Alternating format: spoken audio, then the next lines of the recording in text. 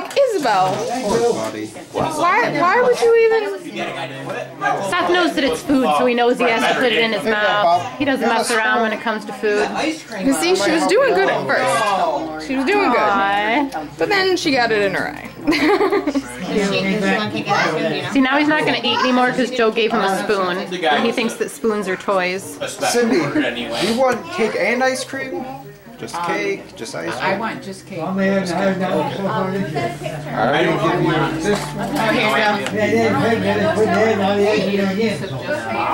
Nathan's just talking to Seth.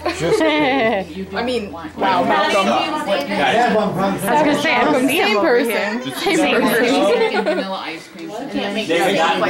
Baby adult. Nom nom nom nom nom. Nick's still on That's so yummy. They're probably going, He likes that spoon. oh my, oh my.